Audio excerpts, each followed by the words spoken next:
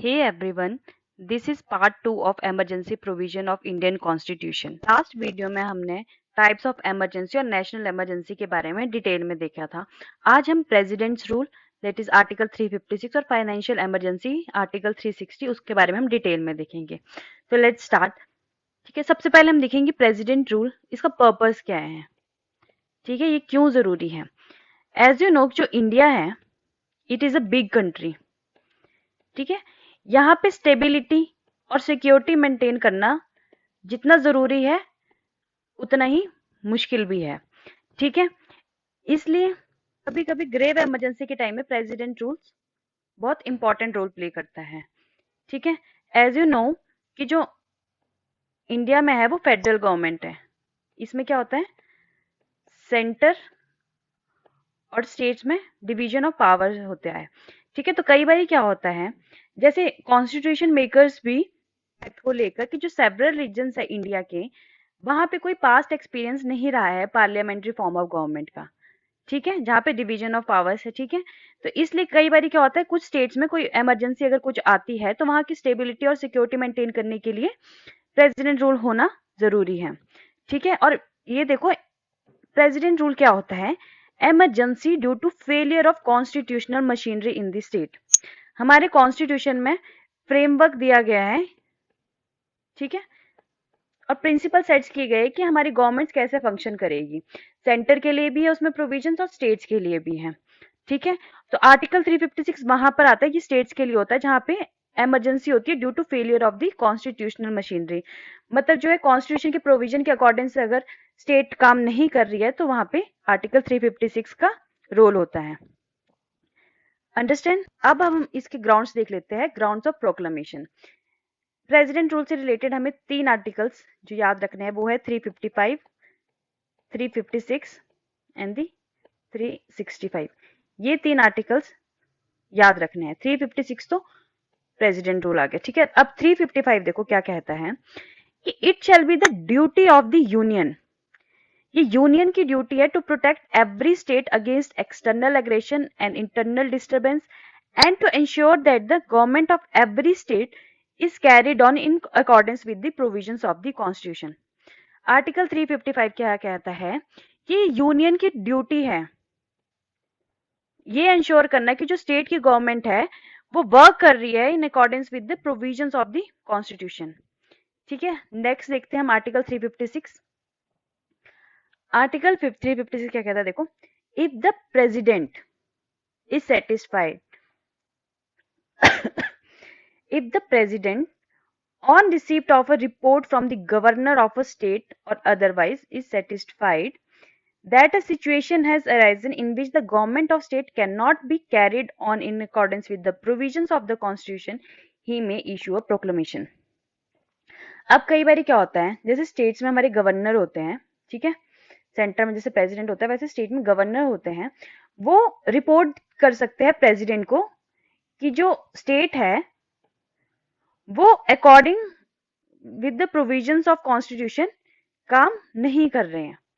ठीक है, एक तो ये हो सकता है, और अदरवाइज अगर प्रेसिडेंट सेटिस्फाई होते हैं कि ऐसी सिचुएशन आ गई है तो वो ये प्रोक्लेमेशन इश्यू कर सकते हैं।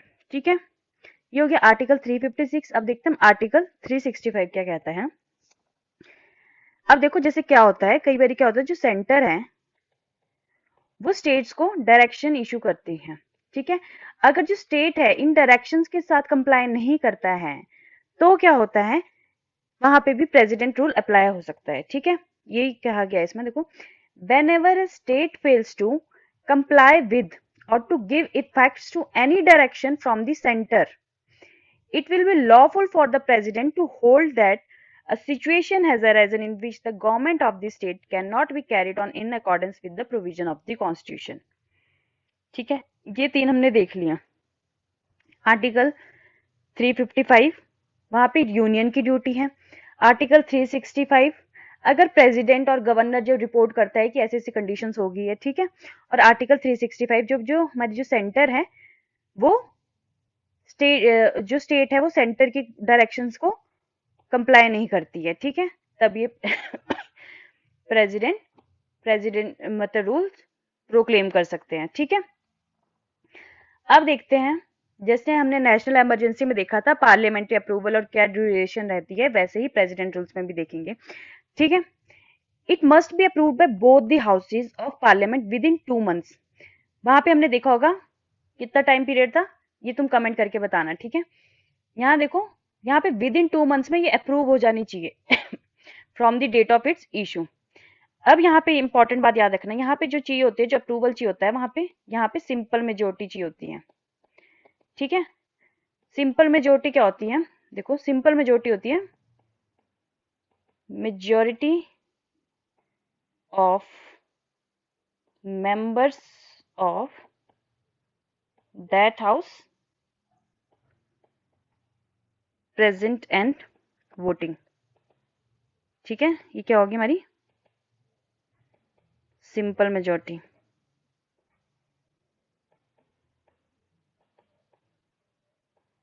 हाँ, कुछ प्रॉब्लम हो रही है, सॉरी। ये होगी हमारी सिंपल मेजोरिटी। ठीक है, इसे बोलते हैं। और ये याद रखना, जब नेशनल इमरजेंसी थी वहां पे क्या थी, स्पेशल मेजोरिटी, यहाँ पर है सिंपल मेजोरिटी। ठीक है, और एक बार जब ये अप्रूव हो जाती है, ठीक है, बाय बोथ हाउसेस, ये 6 मंथ के लिए फोर्स में रहती है। ठीक है, और इसे फर्दर एक्सटेंड किया जा सकता है फॉर 6 मंथ्स ईच टाइम, लेकिन तब भी अप्रूवल चाहिए होगा। ठीक है, अब इंपॉर्टेंट चीज देखते हैं, ये जो इन फोर्स रहती है नॉर्मली, ये मैक्सिमम पीरियड जो 1 ईयर की रह सकती है, 6-6 महीने के उसमें लग सकती है, ये 1 साल तक रह सकती है। लेकिन अगर इसे फर्दर एक्सटेंड करना हो 1 साल के बाद भी, मैक्सिमम रह सकती है ये 3 साल के लिए, उसके बाद नहीं हो सकती है। लेकिन अगर 3 साल के लिए भी रखनी है ये, ठीक है, तो उसके लिए भी 2 कंडीशंस चाहिए होगी। नहीं तो ये मैक्सिमम, तो नॉर्मली जो कंडीशंस होती है उसमें मैक्सिमम पीरियड कितना होता है, 1 साल तक का। ठीक है, वो भी 6-6 महीने में अप्रूवल चाहिए होता है। ठीक है, अगर कभी ऐसी सिचुएशन आ जाती है कि वो 1 साल से मतलब बढ़ेगी इमरजेंसी, तो उसके लिए 2 कंडीशंस होनी चाहिए। ठीक है, an emergency under article 352 exist, इसको बोलते हैं नेशनल इमरजेंसी। ठीक है, अगर किसी भी इंडिया में या किसी पार्ट में अगर नेशनल इमरजेंसी लगी है, तब ये हम दे सकते हैं कि इसे फर्दर एक्सटेंड किया जाए, मतलब प्रेसिडेंट रूल को फर्दर एक्सटेंड किया जाए आफ्टर 1 ईयर। ठीक है, ठीक है, और सेकंड पॉइंट क्या आता है, the election commission certified that there are difficulties in holding general elections to the legislative assembly of the state concerned. अगर इलेक्शन कमीशन ये बोल देता है कि जिस स्टेट में प्रेसिडेंट रूल लगा है, देखो कि वहां पर अभी ऐसी सिचुएशन हुई नहीं है कि वहां पे असेंबली के इलेक्शंस कराए जाएं, तो उस केस में जो है प्रेसिडेंट रूल फर्दर एक्सटेंड किया जा सकता है, but not beyond 3 years. Okay, ये 2 कंडीशंस बहुत इंपॉर्टेंट है, ये याद रखना। नेक्स्ट देखते हैं हम इफेक्ट्स, देखते हैं इसका क्या पड़ता है प्रेसिडेंट रूल का। Effects of proclamation of president rule in a state, इससे भी हम 3 हेड्स में देखेंगे, executive, on legislature and on financial. ठीक है, एग्जीक्यूटिव में देखो, द स्टेट एग्जीक्यूटिव में क्या आते हैं, काउंसिल ऑफ मिनिस्टर्स आते हैं, which is headed by the chief minister, is dismissed. ये वर्ड याद रखना है, जो एग्जीक्यूटिव होते हैं वो डिसमिस्ड हो जाती है, और जो पावर होती है, executive powers of the state are exercise by the union. ठीक है, एग्जीक्यूटिव जो डिसमिस्ड हो जाती है स्टेट एग्जीक्यूटिव, ये याद रखना है।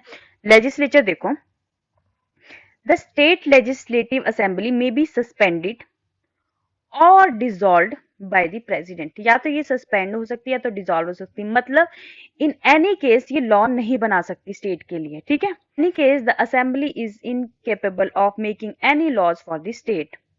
ठीक है, और जो पावर है may be exercise by the parliament if declared so in the proclamation, ये याद रखना है। जो एग्जीक्यूटिव है वो तो डिसमिस हो जाएगा, और लेजिस्लेचर या तो सस्पेंड रहेगी या डिसॉल्व रहेगी। ठीक है, इसे जो है जब ये ऐसे होते हैं, इसको हम सस्पेंडेड एनिमेशन में बोलते हैं। इसको देखते हैं नेक्स्ट पॉइंट में। ठीक है, ये देखो, after the proclamation ceases to be in force, such laws made by the parliament remain in force until amended or repealed by the assembly of the state।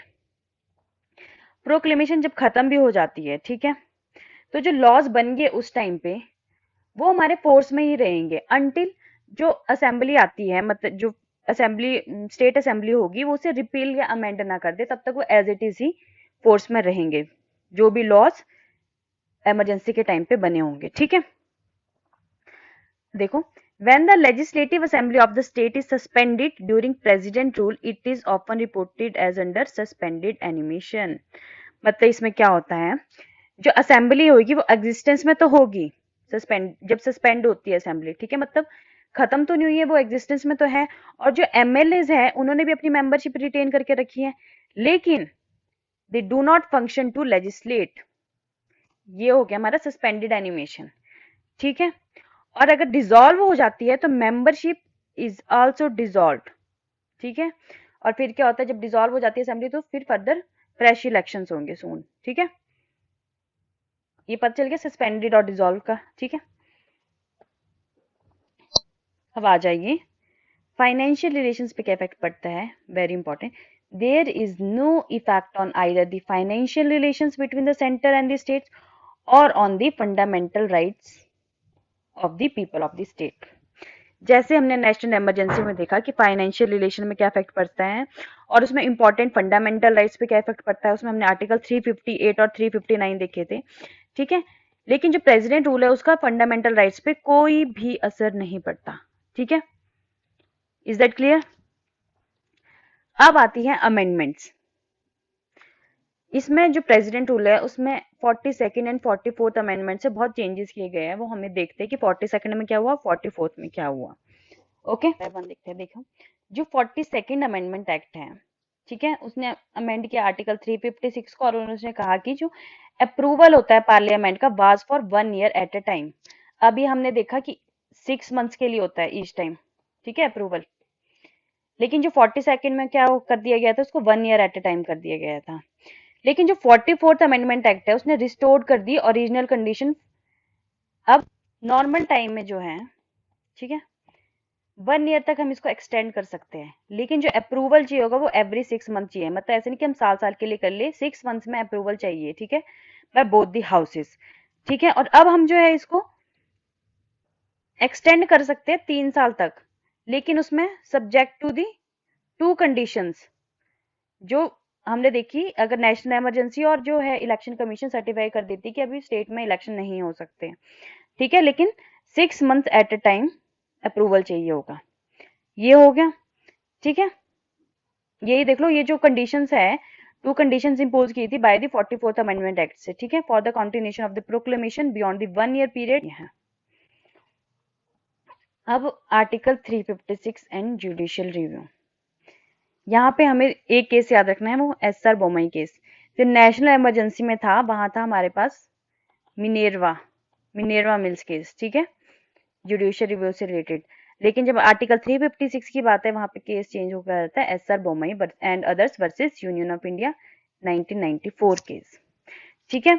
It held that the constitution envisages president rule as an exceptional and interim measure। अब ये नहीं है कि हर बारी जैसे सरकार change होती है, सेंटर में अलग होती है, स्टेट्स में अलग होती है, तो सेंटर ऐसा नहीं कर सकती कि बिना वजह जो है स्टेट पे प्रेसिडेंट रूल इम्पोज कर लें, ठीक है, ये गलत है।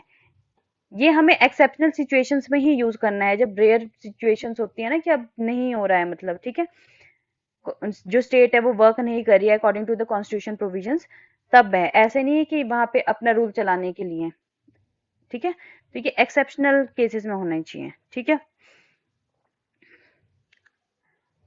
जो जुडिशियल रिव्यू होता है वो इंपॉर्टेंट हो जाता है, ठीक है। The power vested in the president under Article 350 is not absolute but open to judicial scrutiny। ठीक है, अब ऐसा नहीं है कि जब मर्जी प्रेसिडेंट की मर्जी करे वो प्रेसिडेंट रूल इम्पोज कर दे स्टेट में, ऐसा नहीं है। This power is not absolute but open to the judicial scrutiny, ठीक है। However, the validity of proclamation under Article 356(1) is judicially reviewable only on 3 grounds। ये ग्राउंड्स याद रखना इंपॉर्टेंट है। Whether the proclamation was issued on the basis of any material, whether the material was relevant and whether the proclamation was a mala fide exercise of power, ठीक है। Judicial review कौन से 3 grounds पे होगा, ठीक है, या the whether the proclamation was issued on the basis of any material and the material was relevant and whether the proclamation was a mala fide exercise of power. ये 3 ग्राउंड्स है judicial review के लिए, ठीक है। और ये जो पूरा बर्डन है ना, ये जो मटेरियल जो है कि रेलेवेंट है कि नहीं है, ठीक है, and the entire burden of proof lies on the union to prove that the material for recommending the proclamation did in fact exist and it is relevant. ठीक है, सारा बर्डन किस पे, ये यूनियन पे है। ठीक है, और जो ये मटेरियल हो सकता है ये गवर्नर की रिपोर्ट भी हो सकती है और अदर देन रिपोर्ट, ठीक है, ये भी हो सकता है। नेक्स्ट देखिए, the centre before invoking article 356 against a state should as far as possible issue a show cause notice to the erring state giving at least 7 days time to reply to the notice। अब centre कैसे नहीं कि जब उनका मन करे वो president rule impose कर दें। ठीक है, आर्टिकल 356 को इन्वोक करने से पहले जो है सेंटर को जो है स्टेट को शो कोज नोटिस देना पड़ता है फॉर एटलीस्ट 7 डेज के लिए। ठीक है, उसमें वो रिप्लाई कर सके उस नोटिस का।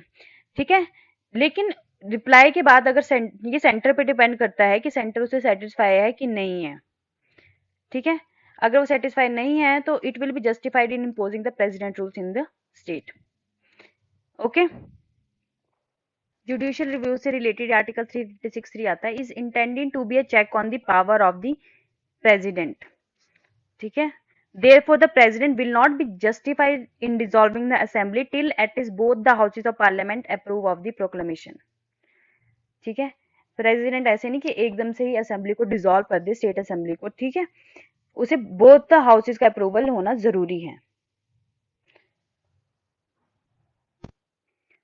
Article 356 shall be invoked by the President on the ground of breakdown of constitutional machinery and not administrative machinery। अब ये बहुत इंपॉर्टेंट हो जाता है कि कॉन्स्टिट्यूशनल मशीनरी क्या होती है और एडमिनिस्ट्रेटिव मशीनरी क्या होती है। ठीक है, कई बार क्या होता है, जो स्टेट होती है वो लॉ एंड ऑर्डर को मेंटेन करने में फेल रहती है, वेलफेयर मेजर्स इंप्लीमेंट नहीं कर पाती है ढंग से, तो हम इसे ये नहीं बोल सकते कि ये कॉन्स्टिट्यूशनल मशीनरी ब्रेकडाउन है। ठीक है, it is administrative machinery breakdown, not an constitutional. तो इस बेसिस पे क्या है, जो हम प्रेसिडेंट रूल इम्पोज नहीं कर सकते। ठीक है, तो इसलिए ये इंपॉर्टेंट है। देखो, shall be invoked by the president on the ground of breakdown of constitutional machinery and not administrative machinery, ignoring the directions of the center, violating the principles set out in the constitution like secularism on the part of state council of ministers amount to breakdown of constitutional machinery। हमने जैसे 3 articles देखे, अगर जो constitution के provisions के according state work नहीं करती है या फिर सेंटर की डायरेक्शंस को नहीं मानती है तो वो कॉन्स्टिट्यूशनल मशीनरी ब्रेकडाउन है। ठीक है, अगर स्टेट्स जो है वो fail to maintain law and order, implement welfare measures, extend good governance to the people, then it amounts to breakdown of administrative machinery। ये फर्क है कॉन्स्टिट्यूशनल मशीनरी में और एडमिनिस्ट्रेटिव मशीनरी में। तो ध्यान रखना है, जब कॉन्स्टिट्यूशनल मशीनरी ब्रेकडाउन होगा तो ही सिर्फ प्रेसिडेंट रूल लगेगा, और तुम्हें इसमें फर्क आना जरूरी होना चाहिए। ठीक है,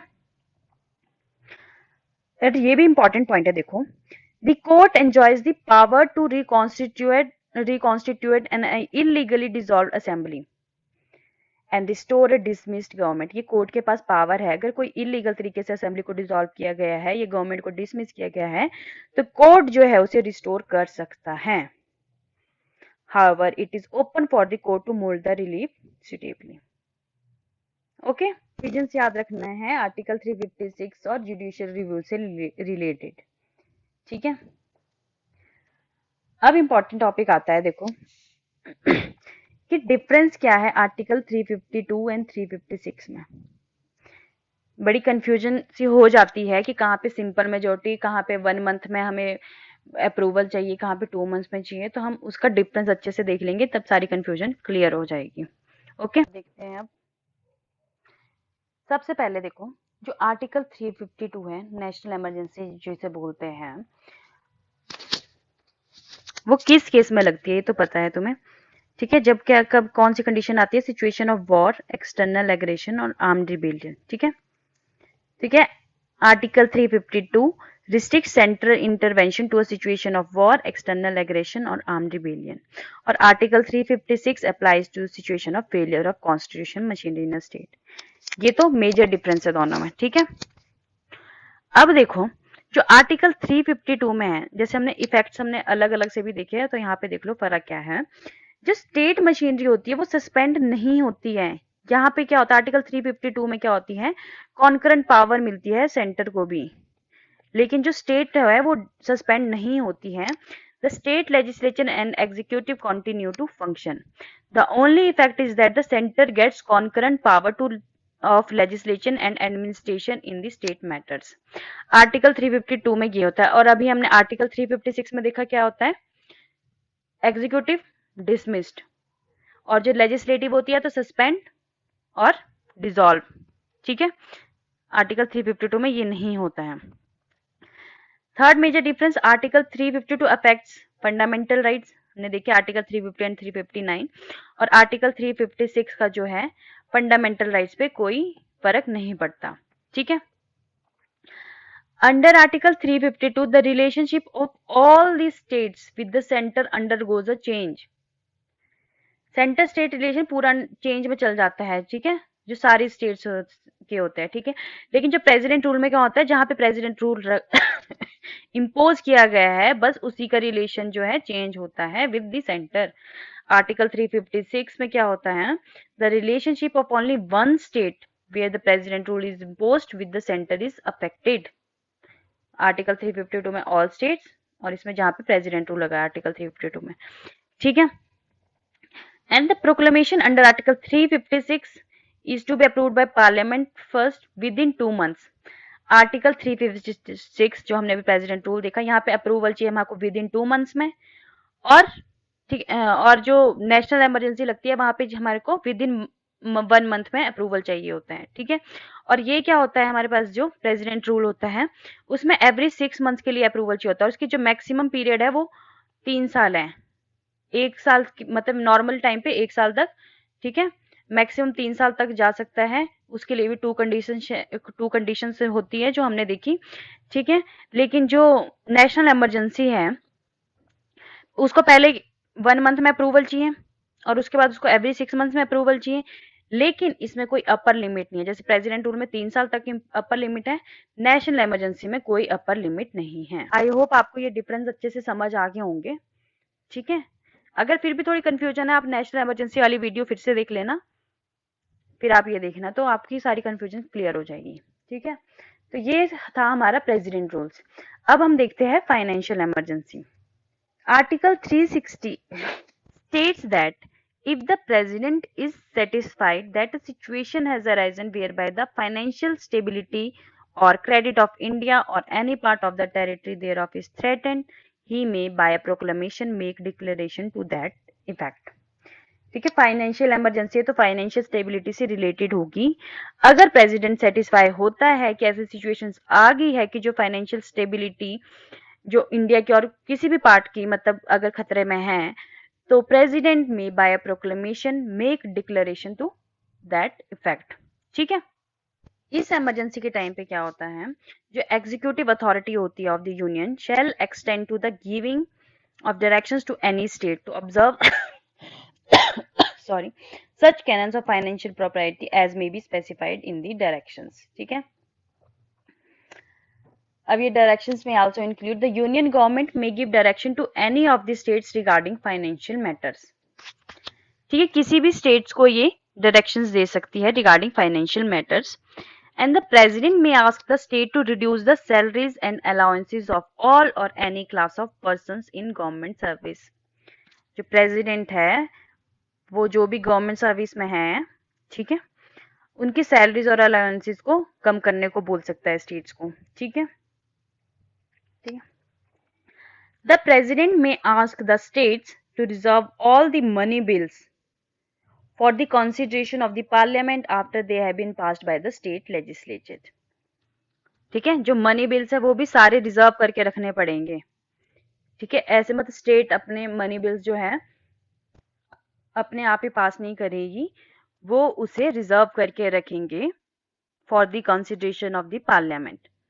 ठीक है, The president may also give directions for the reduction of salaries and allowances of the central government employees, including the judges of the Supreme Court and the High Courts.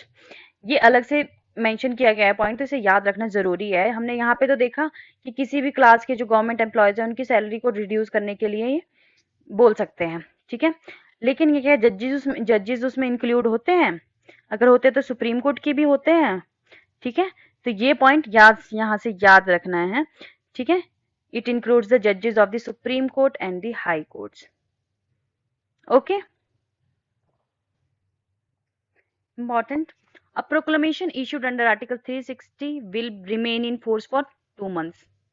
ठीक है, 2 months के लिए फोर्स में रहेगी ये proclamation unless before the expiry of that period it is approved by both houses of parliament. ठीक है, once approved it is in force till it is revoked by the president. ठीक है, इसके लिए फर्दर अप्रूवल की जरूरत नहीं होगी. अगर इसे अप्रूव कर दिया गया है तो ये तब तक रहेगी फोर्स में जब तक कि प्रेसिडेंट इसे रिवोक नहीं कर देते. ठीक है. So far fortunately financial emergency has never been proclaimed. ठीक है, ये था हमारा complete discussion on emergency provisions of the Indian constitution. ठीक है, दैट्स इट फॉर टुडे. ऐसे ही वीडियोस के लिए please subscribe my channel. Thank you for watching. Please like share and subscribe.